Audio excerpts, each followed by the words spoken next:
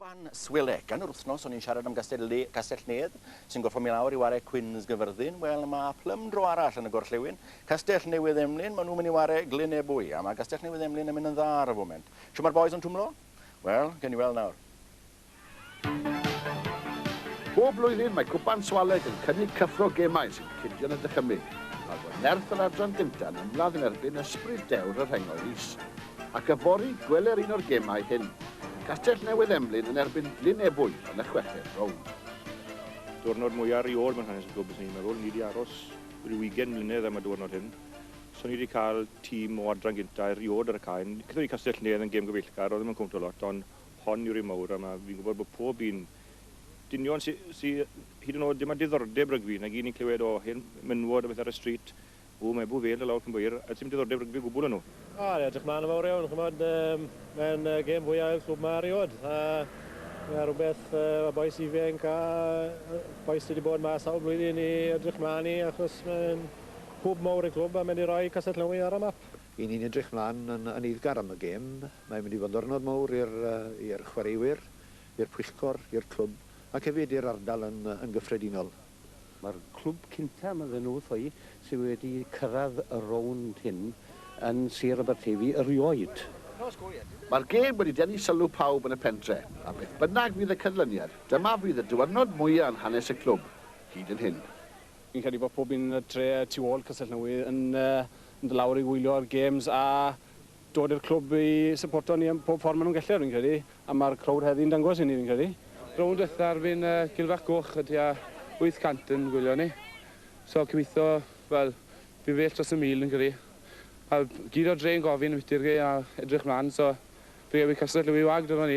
Mae wedi cyffroi'r pentre i gyd, chymod. Mae'n gefnogaeth frwd i gan nawr eisoes fel chi'n gweud, cyfeirio at y dyrfa nhw. Mae bobl yn dod nawr, maen nhw'n moyn bod yn rhan o'r clwb. A mae'n ethos ofnadw o dda yn y clwb, chymod. Mae pob un yn teimlo'n glos a fi'n credu bod y tîm yn chwarae dros y gymuned, chymod, dros eu hunain a dros y gymuned. Castell Newydd Emlyn yw un o glybiau ifancaf undeb rygbi Cymru, ac un o'r mwyaf llwyddiannus. Mae'r tîm wedi dringo'n gyson drwy'r adrannau, gyda help adnoddau heb ei ail. Mae'r cyfan fel pe bai wedi dod at ei gilydd gyda'i gilydd.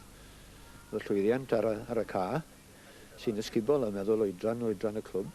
Ac hefyd, wrth gwrs, fel chi'n gweld y datblygiad, y ca, lle ni'n sefyll y prynawn yma, yr ystafellodd newid, y llif oleuadau. Mae e'n gyfnod cyffroes iawn. Nid sialens ysgafn i Glyn Ebbw a'i llu o chwaraewyr rhyngwladol yw her y tîm o'r chweched adran. A gobeith dan ni rai ni'n ar y car agwedd fel ydys i, sy'n rhoi dim respect yn nhw. Ni'n mynd mas amdani. Fi yn galed, achos mae un o ddau dyn nhw'n chwarae Gymru, Kingsley Jones a Mark Jones dyn nhw. Chymod, sa'n mewn bwy aras yn nhw, ond fi'n siŵr rown ni'n gorau, ni'n lot o boes corfforol gyda ni yn y pac dyn ni, a maen nhw'n fodlon rhoi gorau. Maen nhw'n boes cryf a sy'n maen ofo'n gwaith, so rown ni'n gorau. A phe bai Dafydd yn trechu goleuaeth unwaith eto, pwy fydden nhw am bwyta nesaf? Ynys fi wrth gwrs. Sa'n gwybod, ponti gyda fe? Y breuddwyd yw hyn o bryd. Cydydd, gwybod, y pethau mwy od wedi digwydd o blaen. Wrth gwrs wedyn, sy'n gosbwy gawn ni wedyn, ose.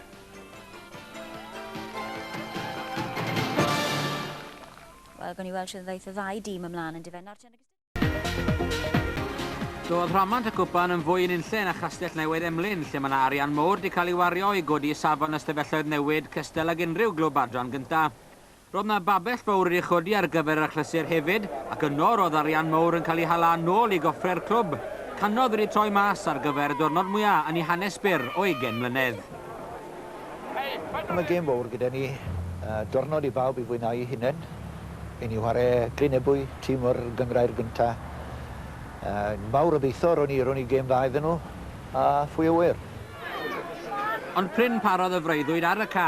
O fewn 5 munud roedd blaenwyr mowr Glyn Ebbw wedi ennill pêl berffeth, a Byron Hayward ar bas i roi Alan Harris yn glir drwy'r bwlch.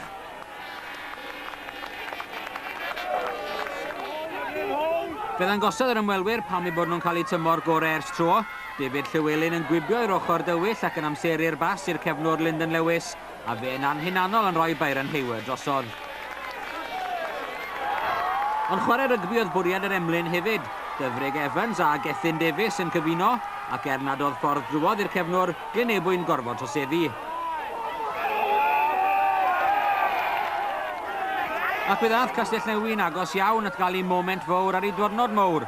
Cic gobeithiol Ale Jones yn cael ei methu gan Alun Harris, a petai'r ail gic wedi hobo'n fwy caredig i'r cefnwr Gethin Davies, neu petasau rhywun wedi digwydd bod yn dilyn lan wedi'r bêl groes i'r llinell gais, ond y fe mae'r cwpan yn frith o petai a petasau. Nôl i'r realit oedd hi wedyn ac amddiffyn dewr y tîm cartre yn gorfod ildio i bwyso cyson y tîm o'r adran gyntaf, ail gais hawdd i Alun Harris. A gyda'r tîm o'r chweched yn blino braidd, fe gollwyd fwy o dacls. Sean Marshall yn y canol yn dangos i gryfder, a'r capten Kingsley Jones wrth law i gwblhau'r gwaith i Glynebwy ar ddiwrnod byth gofiadwy yn Nyffryn Teifi. Oedd y gwaith y gyd gêm, jyst bach o hwyl yn o'r, gwrdd hwyl mewn awr i'r gyr, nes yn hapus bod ni'n dod mor beth ein. Newcastle Emlyn in the heart of Cardiganshire, a club from Division 6 West. This is not a town of grandstands, more of a marquee on the banks of the Teifi. This is the biggest game in the 20-year history of Newcastle Emlyn, a cup tie against Ebbw Vale from the First Division. It is a big match. It's been said before, it's our biggest day. We've done very well to get where we are. It's going to be difficult. We're up against a very good Ebbw Vale side, but I sincerely hope that our lads can rise to the occasion. A homegrown team, they call wing Kevin Griffiths an import because he comes from Haverfordwest. To cause an upset, they had to hold out. They did for 9 minutes, but then the try for Ebbw Vale right wing Alun Harris.